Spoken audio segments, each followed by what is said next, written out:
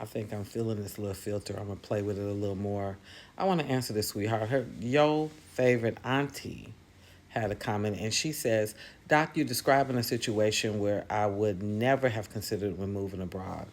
I'm a liberated woman as well who is considering moving abroad." She also went on to say that something to the effect, and I'm paraphrasing, that it's really kind of frightening to her that the idea that by being that type of woman could leave you kind of as a sitting duck, and just because you don't know. Well, first rule of thumb, you're always punished for what you don't know. There is a definite punishment that comes with not knowing, which is why one of my beefs with black women coming here is that they're not doing proper research. So yeah, the men look good and the beaches are available and the food is fine, and yes, you can get kente cloth, but these really aren't the questions we need to be asking. For a liberated woman who has come from a country or been a part of a movement that literally broke the shackles of some different forms of oppression, whether it's financial or emotional, spiritual. You know, we fought for opportunities. We have fought for equality with pay scales.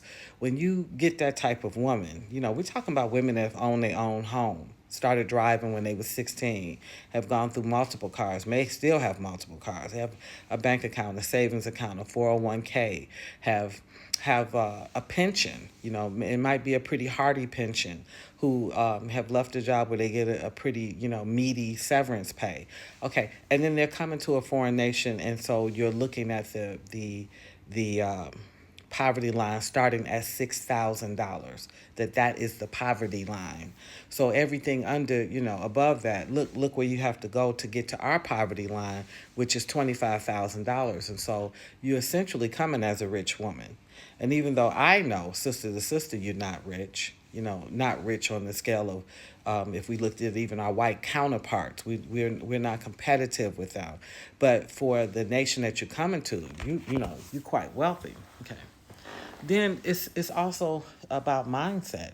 You're used to managing your own stuff. You speak for yourself. You put you advocate for yourself. You're the person that goes out. Like if you want a bank account, you manage all of those things on your own. You're savvy with online most times, or at least the little platforms that you use. And so, where is the specific male need? I mean, saying just need. Well, we've been conditioned that we can live with or without male headship. Not that they give this misrepresentation that that's what we push. We don't.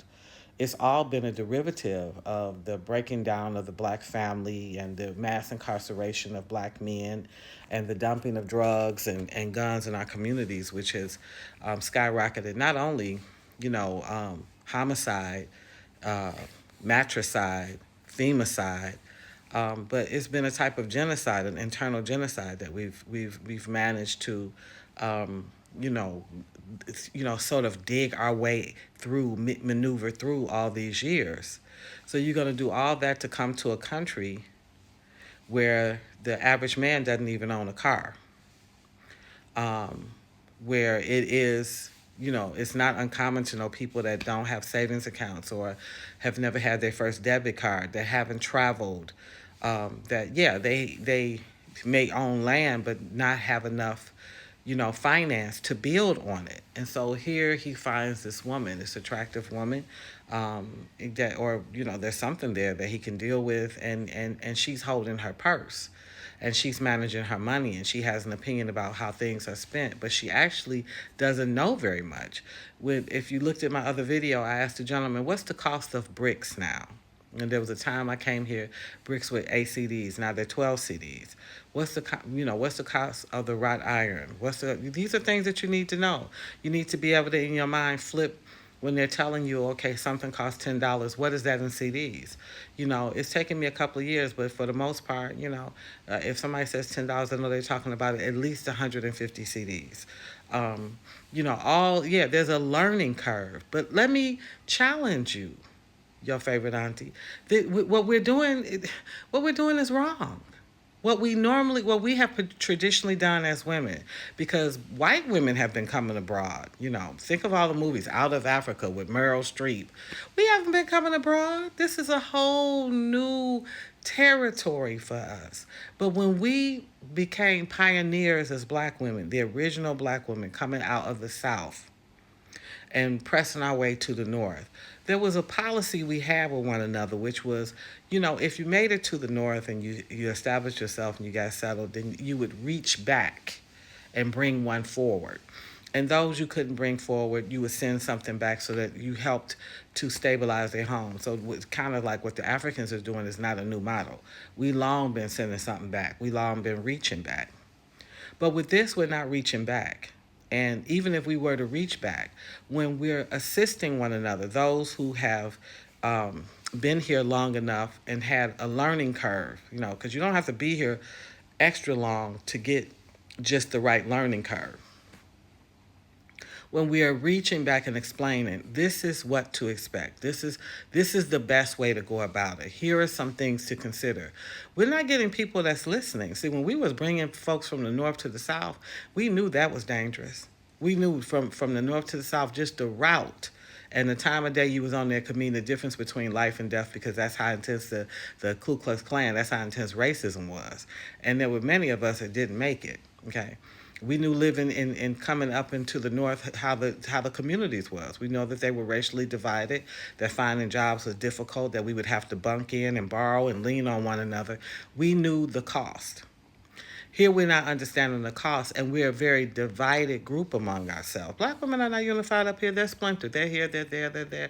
They're posted here, they're over there, they this, they that. They're not together. So, yeah, that's part of why being a liberated woman is not working. We're not a league of our own standing together as liberated women, understanding the penalties of it. Because there are always going to be penalties for the black woman if she's liberated. It means she's a leader. It means that she's a leader, lover, a fighter. She's an owner, whether it's the owner of property assets, then it's the owner of her own mindset and her own womanhood. That's going to be a challenge for a male-centered environment. Now, it don't mean you can't do it, but see, you ahead of the game because you already know about it. You're fine. Now you know. So when you know better, as they say in church, you can do better. When you don't know and you run over here with that and you're selling your home in the states to post up over here, you're pulling all of your financial reserves and opening up stuff over here, and you're believing that a man can take care of you over here. There's no man that really can take care of me over here. We can work together, but the truth is the average woman's income in the U.S. is going to outmuscle some of the best incomes over here.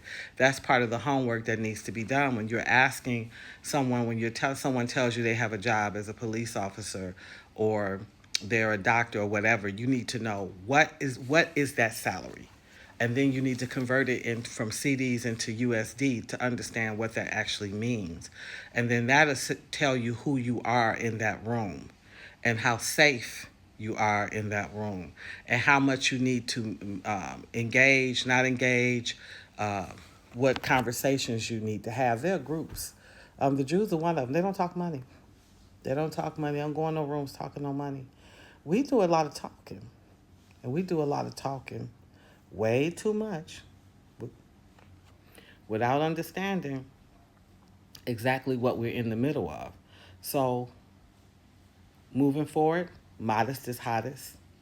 You definitely want a team. I would, if you were coming here, then it would behoove you to say, Doc, reach. I would reach my hand out and pull you, and we walk a little bit until you feel strong enough, and then you get some wings.